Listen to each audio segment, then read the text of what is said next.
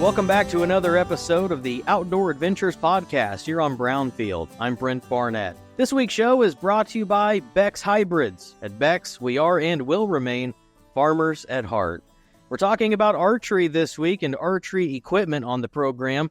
Joining us now is Jake Wilkins, founder and CEO of Exact Archery. Jake, how are you doing here today, man? Hey, doing great. Thanks for having me back on the show here. Yeah, absolutely. I think it was a little over a year ago we had you on the Outdoor Adventures show, and I'd love to have you talk with the listeners about your background, Jake, your work in agriculture, and what you're doing with Exact Archery, and just kind of share your story with the listeners as we get started. Yeah, absolutely. So I'm a farm kid, born and raised in north central Nebraska in the small town of Ainsworth. I grew up here, and I've had a passion for hunting my whole career and a passion for agriculture. I really found my passion in agriculture through FFA and really explored some avenues there. I got the opportunity to serve as a state FFA officer in Nebraska, and then kind of just continued to learn more about the agriculture field. And then I was a part of the Angler Entrepreneurship Program at the University of Nebraska that kind of helped me to think a little bit differently.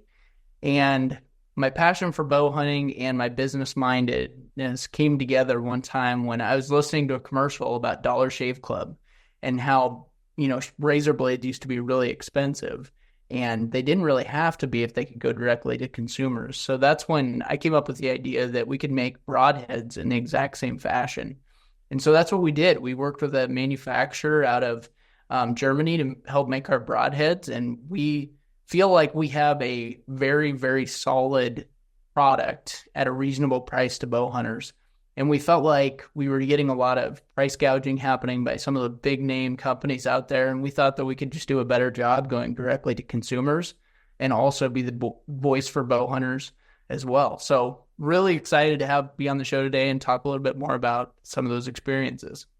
Yeah, definitely. So when we first talked again, a little over a year ago, I remember at the time you guys had introduced your 4-blade, fixed blade broadhead, and you said at the time that, things were really starting to pick up steam. You were getting a lot of attraction, and just wanted to see if you could catch the listeners up what we've seen over these last, 365 days. Are you still seeing that progress? Yeah, absolutely. So we have grown significantly over the past 365 days. And it's been a huge blessing because we thought we were going to be at an X mark from last year. And we about doubled what we thought our first couple year projection would be. We had a bunch of people jump on board with us, and we had a bunch of people that tried our product, were skeptical about our product. But we basically said, we're going to put our money where our mouth is. So if anyone orders our broadheads and their first pack, what we do is we do a lifetime warranty on it. So if you have any issues with it, anything like that, we'll either give you your money back or send you a new pack, either way. So we believed that we wanted to be for the bow hunters. We wanted to help bow hunters. And one of the ways that we've done that is we brought on ambassadors who have helped us to share the word of Exact Archery all across the Midwest.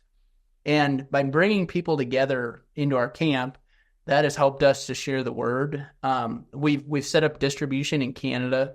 We shipped, we're probably one of the largest broadhead providers in Hawaii, which you wouldn't think would be a place where a lot of people would bow hunt at. But Hawaii has been one of our biggest states that we have shipped a lot of product to, as well as Canada. We've had a lot of interest from people from Canada, and we've shipped a lot of product as well to Canada. New Zealand, Australia, North America, everywhere across the world, a small little broadhead company based at the heart of the Midwest. I didn't ever think that we would be as big as what we are. And I think it just goes back to the thing, and kind of my model at heart is treat others like you want to be treated. And at the end of the day is if we treat bow hunters like myself, a bow hunter wants to be treated, we're going to have success. And had the opportunity to come out to the Big Buck Classic in Iowa this year and have met some great people from Iowa, have really traveled across the Midwest and had the opportunity to meet some great bow hunters. So very, very fortunate, and bow hunting is a pretty tight-knit community. So very thankful for for all the people who've helped share the word of our company. And this was a true startup, Jake, and you're just a local guy, local hunter from Nebraska, right? Yep. So we came up with a kind of a somewhat of a business plan. What I actually ended up doing was the manufacturer in Germany, they wouldn't take any payment over PayPal or anything like that. So I reached out to them and said, well, can I send you cash? And they said, yeah. And I said, perfect. So I put $300 in an envelope and shipped it to Germany, thinking I'd never see it ever again. About 3 months later, I get back my first prototype. And I thought to myself, man, this is going to be awesome if we can replicate this. So we started working and building a relationship with the manufacturers, and we've had great success with quality. And then we've also had great success with the partnership we've had there. The Russian-Ukraine war, I mean, you'd never think that it would impact things like broadheads, but it does. And we've seen some of the repercussions of that. But really thankful to have some really good relationships in the industry now. And I feel like the snowball has just continued to roll and grow year after year, the past 3 years here. It's interesting you mentioned the Russia-Ukraine war. So is that more on the lines of like transportation and exports of materials and things like that? Yeah, so really a lot of the highest quality iron ore comes out of Russia. Russia's very, very, they're very, very rich in natural resources. And so the best cutlery comes out of, the best knives and some of that come out of German in their manufacturing. And that's why we decided to go with them. What we did was we said, hey, we want to go with the best, and we want to make the best. And we found that by using the manufacturer we do, we've got a really good product. But really, it just all it's tariffs on tariffs on tariffs, and a lot of battling between different countries. And I don't even understand it all, but I just know when I talk to my manufacturers, they say that sometimes there can be a holdup, or there could be a backup on product and stuff like that. So I don't know. I just understand what my manufacturer tells me, and we try to stay ahead of it by continuing to be, having as much inventory on hand as we can to make sure that we can fulfill needs for bow hunters. Last time we talked, Jake, you guys had one model in your lineup. Are you still rolling with that same model at this time, or have there been some changes? Yeah, so we came up with our 4-blade. And backed by popular demand, I had a lot of people ask me, hey, we've got a 4-blade fixed broadhead. Is there any way that you'd come out with a 3-blade? So backed by popular demand, we decided to come out with a product that's very similar to a G5 Montec or a 3-blade fixed head. We've had people have great success with them. We had a guy in Canada here 2 months ago that just shot a top 25 brown bear in the whole world. Like I think it's going to score somewhere around. It's going to be in the top 20 probably of brown bear in the whole world that's ever been shot. So we've had great success with that one. We've had a lot of guys go on bear hunts, elk hunts, moose hunts with them, and they've really liked them. And the biggest question we get is, when are you going to create a mechanical broadhead? And my answer to that is always, we want to do really good with the products we have today. We don't want to jump into something and know that we maybe jumped over here, and then we jumped over here, and we jumped over here, and we were never great at one thing. And we want to be the best in the industry at developing fixed blade heads first, and then we might jump into the arena of mechanical broadheads, but we want to make sure that we do that right first. A guest that we've had on the show a few times has been John Lusk with Lusk Archery Adventures. Always a great guest here on Outdoor Adventures, and a lot of knowledge when it comes to broadheads. And I understand, Jake, that John did some testing on your broadheads. I'm curious what some of the results were from Mr. Lusk. Yeah, so John's been a great advocate for us. Everyone always asks, how do they perform in certain situations? And I'll tell you, if you go on our YouTube page, you'll see some of the testing that John did, and it's pretty remarkable how our product stood up against products that cost 3 to 4 times as much as our products do. When you're a bow hunter, it doesn't matter how expensive your broadhead was. when maybe you shoot a deer or shoot an animal once a year, or maybe 2 or 3 animals a year. You don't care how much you paid for your broadheads, but you want to make sure that your broadheads are the best quality that you can buy. And we are at the cross section of quality and affordability. And with John's testing, he really highlights how our product stands up and maybe in some situations is even better than some of our competitors, just because of the fact that we're using higher quality product, we're making it for bow hunters, and we're being really, really customer centric. If there are any issues with our product, we're going to stand behind it and make sure that bow hunters are taken care of. Now, Jake, for anybody that haven't seen or watched any of John's videos, what kind of testing is he putting your broadheads through as far as testing their durability and things like that? Yeah, so he does a ballistic test on it to make sure that penetration, to see where penetration's at. He actually shoots it into a cinder block to replicate a shoulder blade or anything like that type of a shot. And then he will also actually shoot it into pieces of cardboard to see what the penetration would be. And then he tests them on sharpness after he does all that. He actually shoots through a metal plate as well to kind of replicate what the cutting diameter and everything like that is. So he does a great job of testing, and we couldn't be more thankful for all the support John has given us. And, he's very truthful about every broadhead he tests. If he gives it a good score, then great. If he doesn't, I've seen high quality broadheads that he hasn't given a very good score to. And so anyway, I'm really, really thankful that John has had the opportunity to test a couple of ours, and we've got pretty high praise for how they performed.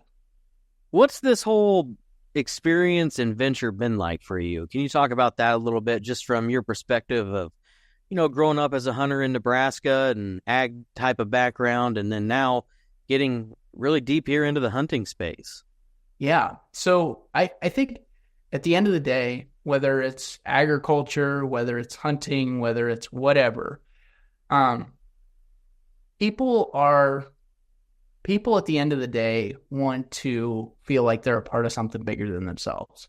And I truly believe that. And whether that's farming and producing food for the world, or whether that's hunting and being a part of something that's going to put food on the table for my family, and also getting people out into the outdoors, they want to be a part of something bigger than themselves. So what I found in this whole situation is being able to have really, really good relationships in an industry is the most important thing. Whether you're in farming, whether you're in hunting, whether you're in whatever, having relationships is really, really important. And we've been able to develop some key relationships with bow hunters who have YouTube channels that want to support our products, and people who are, quote unquote, famous on TikTok or YouTube or whatever.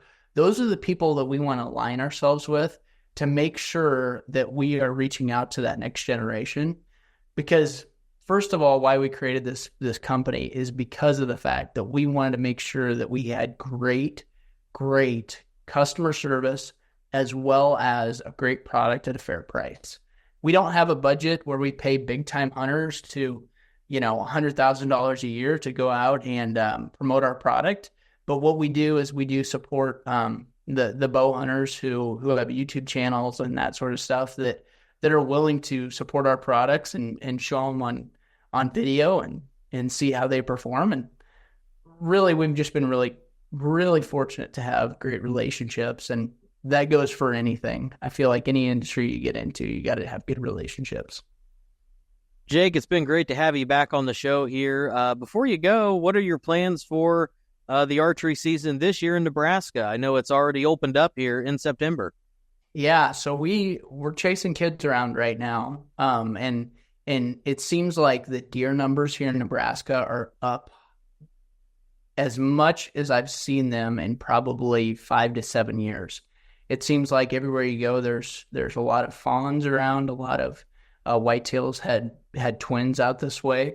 I really think that this year's going to be a great year. We got to get some cool weather moving through the I'm looking outside right now, and it's over 90 degrees. So we got to get some cooler weather and some cooler temps to get these animals moving. But really think that there's going to be a great opportunity to get to down a big whitetail or muley here at some point. But I like to wait for just a little bit for it to cool down so that I can get that meat cooled down once I'm able to down one, to arrow one. So it's going to be a great year. I think Nebraska's in store for a great both bow season and rifle season.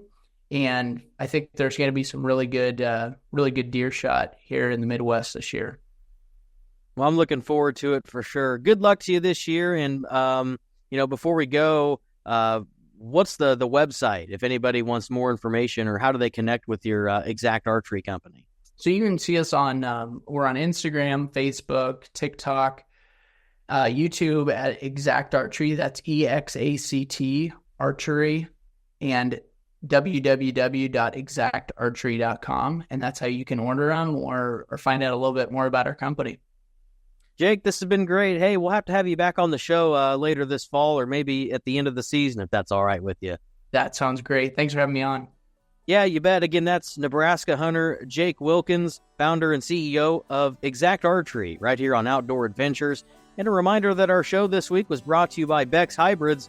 At Beck's, we are and will remain farmers at heart. I'm Brent Barnett on Brownfield. Thanks for watching Outdoor Adventures this week.